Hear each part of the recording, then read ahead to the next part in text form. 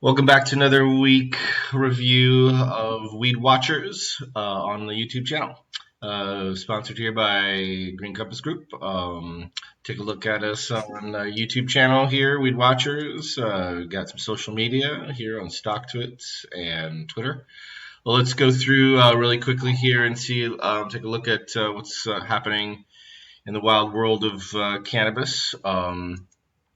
We have the American Cannabis Operators Index up here now with JUSHF, JUSHF Holdings, with a 12% bump.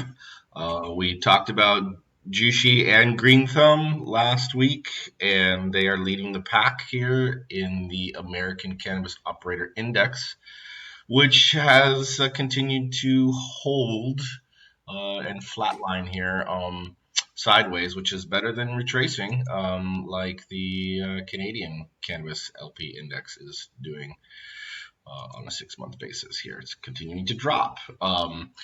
Let's take a look at the global and see how they blend over the last 6 months. And again, the Canadian index is pulling down the whole global. So moving right along, let's take a look quick here at the NICI 50. Do the last 6 months, and you can see as well, it's a little bit of a pullback, but their symbols are being led by a different group, IIPR and GWPH, which are both doing well. They're both rocketing. IIPR continues to hold its gains. I mean, I think it had a high of 136, but it dropped back, and it's still kind of in that ranging between 120 and 125. Let's take a look quick here at some news. For one, we had a big move in Village Farms, VFF, which was notified last week in previous recordings, talking about some pretty good movements in their capital structure and who they're buying and how they're continuing to press both in Canada and down here in the U.S. Next article of importance is what happened with the IRS. IRS releases tax guidance for the marijuana industry, which is really critical because it's been stuck in what's called, it's almost like a purgatory when it comes to the laws in the IRS that were created to basically sanction much larger drug dealers, specifically cocaine and heroin and methamphetamines. There was a case once where a guy went into jail and came out with a law degree, sued the government, and was able to take back a significant portion of what was seized of his assets, which were apparently quite large, but he still was able to get back a whole bunch. That pissed the government off. The IRS then created a tax law.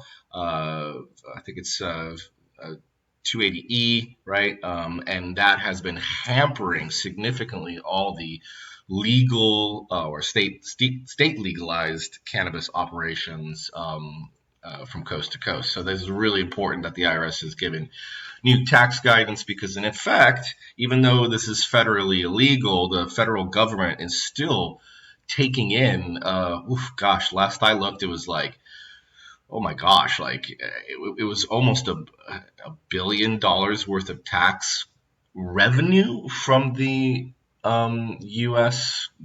operating cannabis industry that it refuses to assist and, more importantly, thwarts. And so this is why the IRS guidance is important, as well as the MORE Act, which is looking at like it's going to have some challenges in the Congress, but the Marijuana Opportunity Reinvestment and Expungement MORE Act is looking at making some pretty large breakthroughs for the industry, both on banking and safeguards for the innovators and entrepreneurs who are investing in the space and pushing it forward. So we shall see. We'll keep an eye on what happens with the MORE Act. There's also 2 other acts that are up for, review. The SAFE Act and that's the Secure and Fair Enforcement Banking Act. That's going to be very important to the entire industry. And if it does pass, we will most definitely see a pop across the whole sector. So another big news bit here this week was from Hemp Vanna. Hemp Vanna is a obviously hemp specific company, but they have put out a commercial, and it's about pain relief cream. I'm not going to play it here, but here's the name of it. You can look it up on YouTube if you want to. But it has actually gotten some pretty good rankings over the last few days, and been airing quite a bit over the last, I guess, 48 hours. So important to see these little cracks in the what is the general world of capitalism here in the United States, figuring out how to work with the cannabis industry. So on that note, we've got Doobie on the line, and we're going to go through some tickers here. I'm going to bring his screen online so that we can look at his charts.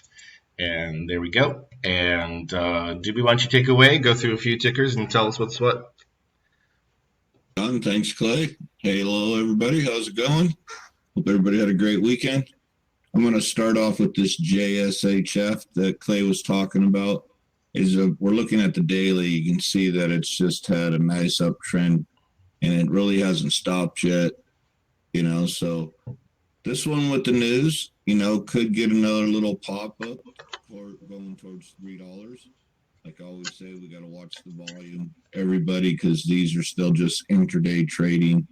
I wouldn't be trying to hold these long term until federal government in the U.S. comes out with the news about, legalizing it across the board. So, when we look at the 5-day, 15-minute chart here, and it had a nice little pop on Friday, as you see, and it consolidated over, and it's looking like it wants to trend up just a little bit there. So maybe one to watch on tomorrow, you guys. So I'm going to switch over here to Village Farms, just touching on a few of the ones Clay went over.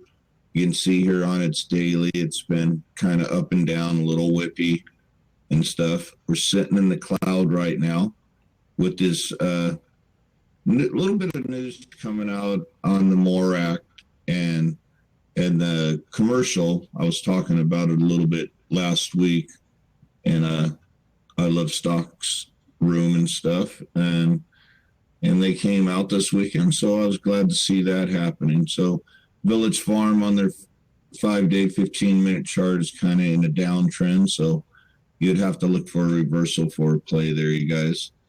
All right, I'm going to jump over here to GRWG. This right here was our 5-day that I was showing everybody last week.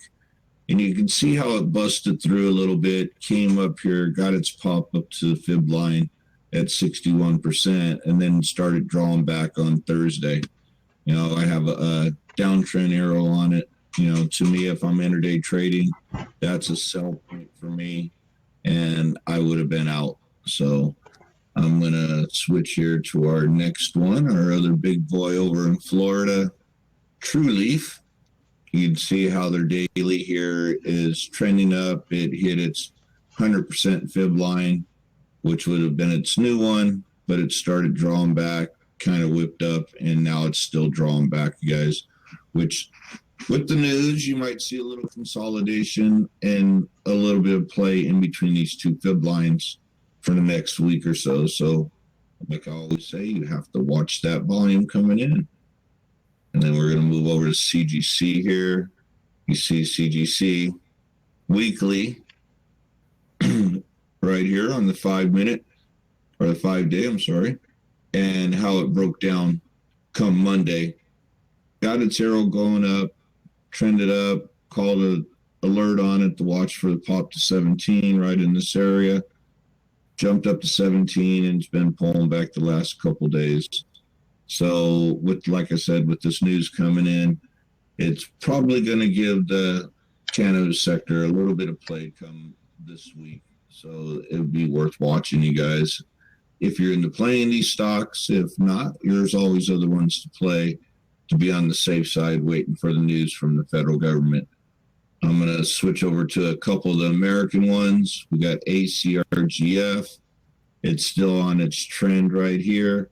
There's nothing really spectacular moving it for me until the federal government comes out and gives the okay for everything, you guys, and we'll be seeing some. And hopefully the MORE Act and all these other acts that are trying to be passed in Congress and the Senate gets through, and we'll start seeing some movement in these.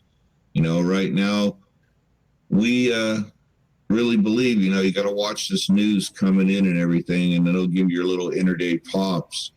And then come earnings will probably be our next move. And I believe that's sometime in November, December, if I'm right and stuff. I'll have to look that up and give you guys a report next week as we get closer to earnings.